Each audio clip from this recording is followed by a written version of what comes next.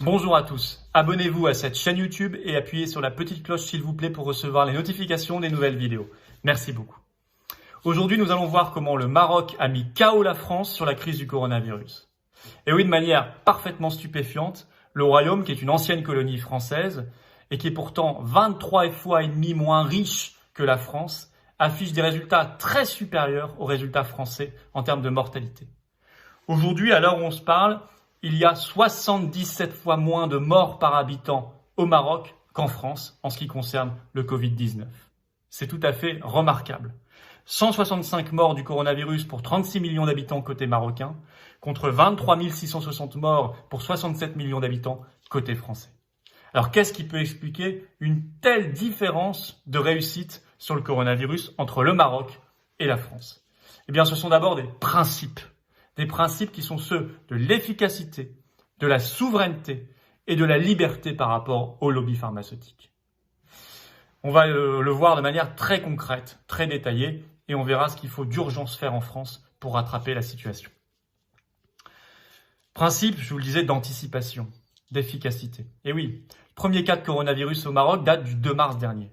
Eh bien, figurez-vous que seulement 14 jours plus tard, le 16 mars, le Maroc ferme l'intégralité de ses écoles, collèges, lycées. Et seulement 18 jours plus tard, le 20 mars, il met en confinement général sa population. Je vous rappelle qu'en France, le premier cas de coronavirus sur le territoire national, c'était le 24 janvier. Et que 43 jours plus tard, le 7 mars, je suis sûr que vous vous en souvenez, le président Macron et son épouse Brigitte paradaient fièrement devant toutes les caméras de télévision du pays en montrant qu'ils se rendaient au théâtre à Paris. Et donc appelaient les Français à continuer à vivre normalement et notamment à se rendre dans des lieux aussi bondés que les théâtres, alors même que l'épidémie était déjà en train de progresser de manière fulgurante dans notre pays. Efficacité, anticipation, ça s'est vu aussi sur les masques. Alors, sachez qu'au Maroc, il n'y a jamais eu le mensonge d'État qu'on a connu en France. Jamais on a dit aux Marocains que le masque ne servait à rien ou que les habitants étaient incapables de le porter.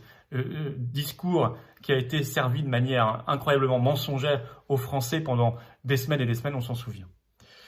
Surtout, le Maroc s'est donné les moyens de ses ambitions. Il a rendu le port du masque obligatoire à l'extérieur le 7 avril, ce qui n'est toujours pas le cas en France.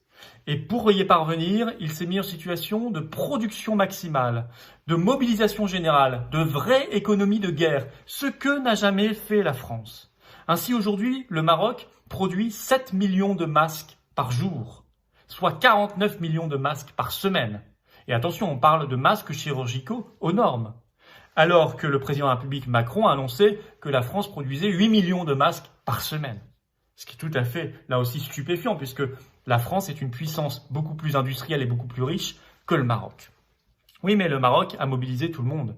Il a mobilisé son artisanat, il a mobilisé son industrie. Aujourd'hui, vous avez 17 usines marocaines qui tournent nuit et jour pour fabriquer des masques. Et il prévoit d'arriver à une production journalière de 10 millions de masques. Dans le même temps, le Maroc a fait le choix de ne pas se fier simplement aux importations chinoises, ce qui a été la stratégie française et d'autres pays industrialisés. Ce qui fait que nous, aujourd'hui, on attend encore les fameux masques chinois qui n'arrivent pas. On a mis notre destin dans les mains de quelques gros conglomérats chinois, ce qui était une erreur. Il fallait se prendre en main, ce qu'a fait le Maroc. Ce qui fait qu'aujourd'hui, dans n'importe quelle épicerie marocaine, vous trouvez des masques à vendre, seulement 7 centimes d'euros l'unité. Mais vous y trouvez aussi du gel hydroalcoolique en abondance à vendre. Je vous rappelle qu'en France, moi je l'ai vu, vous trouvez des masques en vente libre à 8,50 € l'unité ou à 10 € l'unité.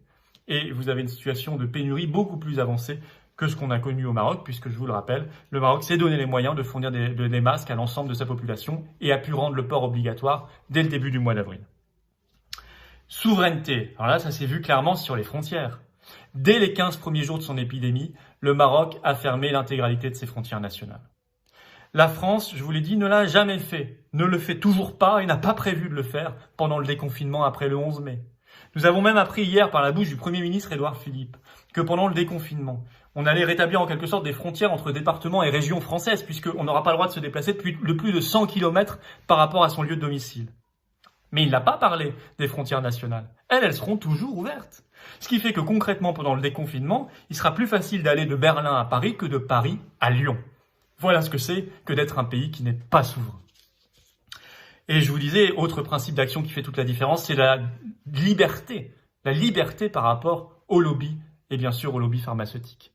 Mais oui, le Maroc a été le premier pays au monde à faire le choix du protocole Raoult, hydroxychloroquine, azithromycine.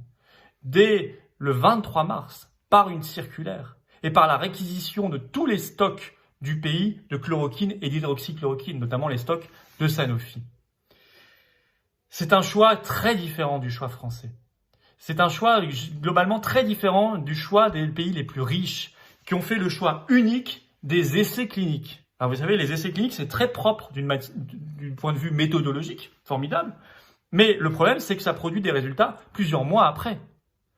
Et donc, pendant ce temps-là, eh bien, la bataille a eu lieu. Et la bataille a fait des dizaines de milliers de morts. Eh bien non, le Maroc a fait le choix de ce qu'on appelle la médecine observationnelle. C'est-à-dire partir de l'observation de ce qui marche. Faire avec les moyens du bord. Et notamment un médicament qu'on connaît bien, pas cher et peu dangereux. Le résultat a été très probant parce que dès le 9 avril, on a vu sur la courbe de mortalité du coronavirus un décrochage du nombre de morts au Maroc et en même temps un décollage du nombre de guérisons.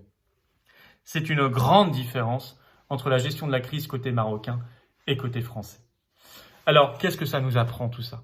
Ça nous apprend que ça n'est pas tant la richesse qui compte, puisque je vous l'ai dit, la richesse nationale française est 23,5 fois supérieure à la richesse nationale marocaine. Non. Ce qui compte, ce sont les principes de gouvernement et les principes d'action. Si vous avez l'anticipation, l'efficacité, la souveraineté et la liberté par rapport au lobby, alors vous avez des résultats très supérieurs aux pays qui sont dans le mensonge, qui sont dans la soumission et qui sont dans l'incapacité de se projeter dans l'avenir, comme ce fut le cas du gouvernement français et comme c'est malheureusement le cas de l'État français depuis qu'il n'est plus souverain, notamment à cause de l'Union européenne. Ces principes d'action que j'appelle principes de salut public, nous les défendons aux Patriotes, mouvement politique que je préside et que je vous invite vraiment à rejoindre. Le lien pour nous rejoindre est dans la description sous cette vidéo. Merci beaucoup.